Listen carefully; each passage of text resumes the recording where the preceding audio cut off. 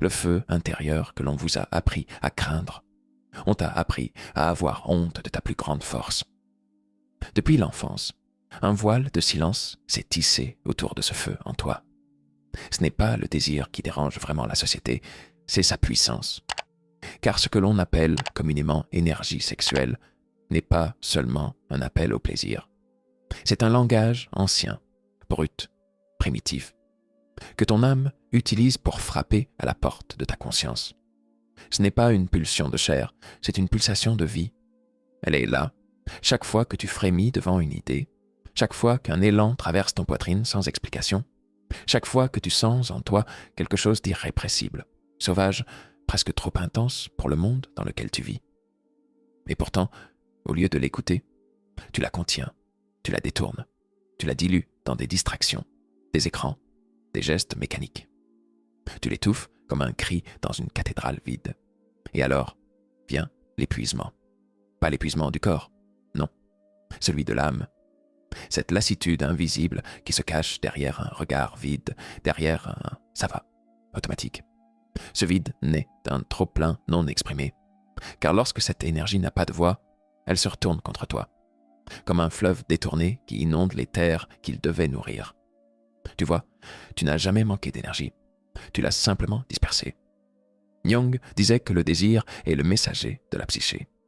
Ce n'est pas un ennemi, c'est une invitation à devenir entier, à ne plus choisir entre ton corps et ton esprit, entre ton ombre et ta lumière. Ce feu n'est pas là pour te brûler, il est là pour éclairer ce que tu n'as jamais osé regarder. Tu veux créer? Commence par reconnaître ce qui te traverse. Tu veux t'élever? Apprends à ne plus fuir ce qui te fait vibrer. Ton énergie sexuelle est un or brut. Mais comme tout or, il faut le purifier, l'extraire, le forger. Pas par la répression, par la transformation. Ce n'est pas en niant ce que tu ressens que tu deviendras fort. C'est en le regardant en face, sans peur, sans honte, et en choisissant de lui donner un but, un sens, une œuvre, une direction. Et c'est là que commence l'alchimie, le labyrinthe et la bête. Tu marches dans un couloir étroit, un labyrinthe sans carte. Chaque tournant semble familier, mais tu ne sais jamais vraiment si tu reviens sur tes pas ou si tu t'enfonces plus loin. À chaque pas, tu entends un bruit sourd qui résonne dans les murs, comme un souffle puissant, sauvage, contenu. Ce souffle, tu l'as toujours perçu. Il t'a toujours effrayé. C'est le monstre que l'on cache, celui que l'on évite de nommer, pas dans les contes, mais en toi. Il ne dévore pas les corps, ce monstre-là. Il avale ta clarté, ton élan, ton essence. Il se nourrit de tout ce que tu refuses de sentir. Il vit là où tu as rangé ta colère, ton feu, ton désir.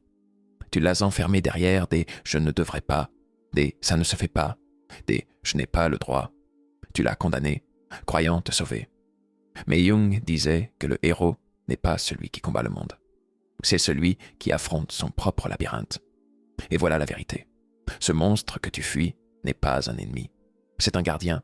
Il protège quelque chose. Un trésor, une puissance, une promesse. Ce feu que tu crains est le même qui illumine les étoiles. Il ne demande qu'une chose, être vu, être senti, être dirigé. Car si tu acceptes de descendre, de t'arrêter, de le regarder dans les yeux, alors la peur se transforme en présence. La honte se dissout dans la clarté. Et le monstre devient un guide. Le labyrinthe, en toi, n'est pas une prison.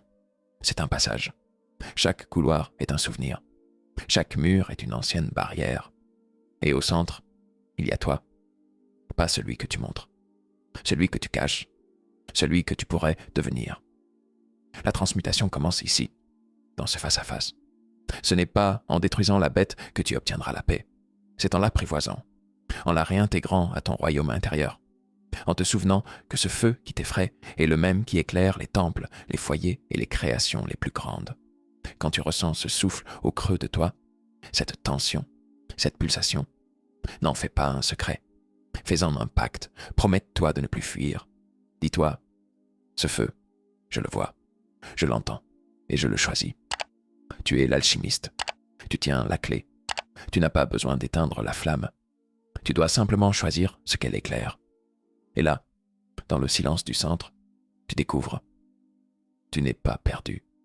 Tu es en chemin. Et ce monstre que tu craignais n'était autre que ton pouvoir déguisé. Ce que tu ressens ne veut pas ta perte, il veut ta naissance. Assieds-toi un instant, là où personne ne t'entend, là où le silence n'est plus vide, mais plein de toi. Tu sens cette tension dans le ventre, ce frisson dans la colonne, ce feu qui monte dans la gorge parfois, sans raison apparente. On t'a appris à l'éviter, à l'appeler honte, trouble, faiblesse. Mais si, au lieu de fuir, tu t'approchais, si tu écoutais enfin ce que cette force veut te dire. Ce que tu ressens, ce n'est pas un accident hormonal, ce n'est pas une faiblesse du corps. C'est une langue primitive que ton mental ne parle pas, mais que ton âme comprend. Ton énergie sexuelle, celle qui frémit en toi sans permission, est une puissance brute. Elle ne veut pas seulement t'attirer vers quelqu'un, elle veut te rapprocher de toi-même. Elle est la voix de ton feu intérieur, celle qui te dit « tu es vivant, tu es capable, tu as en toi la force de créer ». Mais comme tu n'as jamais appris à la canaliser, tu l'as laissée fuir. Tu l'as dispersée dans des gestes sans âme, dans des choix vides de sens, dans une course sans but. Et maintenant tu es là, fatigué sans savoir pourquoi, occupé sans te sentir utile, envahi sans être comblé. Transmuter, ce n'est pas une méthode, c'est une posture. C'est arrêter de croire que tu dois te débarrasser de ce que tu ressens et commencer à te demander « Pourquoi suis-je traversé par cette force, maintenant ? Que puis-je en faire de noble, de beau, de vrai ?» C'est refuser de céder à l'impulsion mécanique, non pas par répression, mais par élévation. C'est transformer une envie de fuir en un acte de création. C'est choisir, face au feu, de devenir forgeron au lieu de victime. Mais attention, cela ne viendra pas tout seul.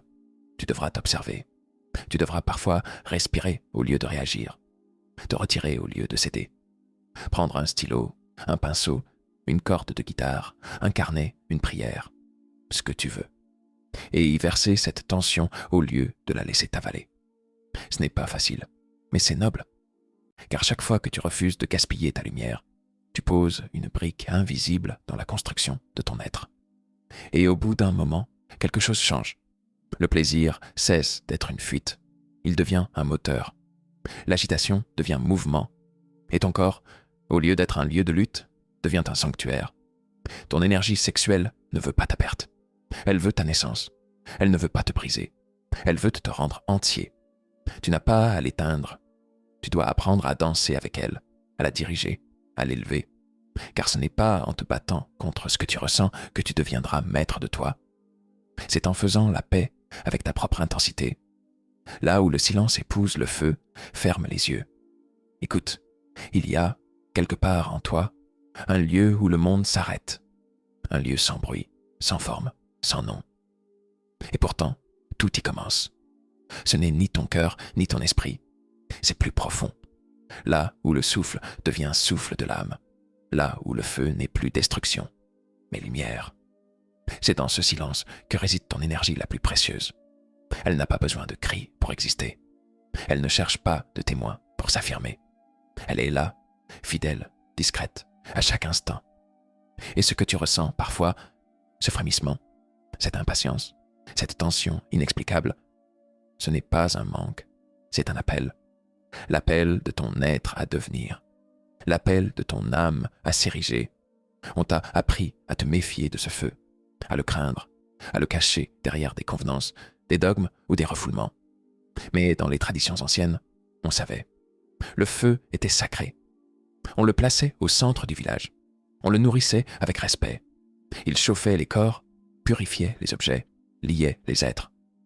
Ton énergie sexuelle, c'est ce feu sacré. Elle n'est ni péché ni problème. Elle est prière, offrande, invitation.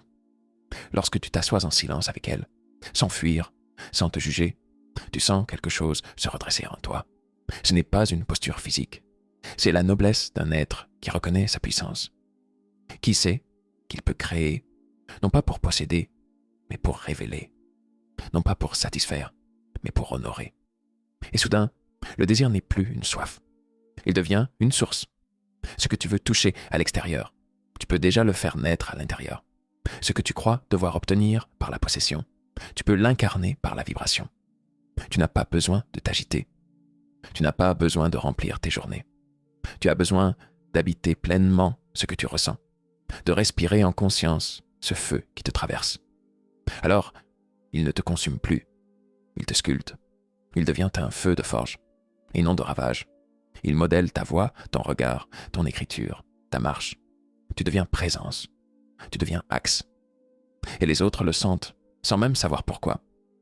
C'est ainsi que naît le charisme. Pas par l'ego, par l'alignement. Alors assieds-toi, respire, ressens, ne fuis plus. Là où le silence épouse le feu, tu renaîtras.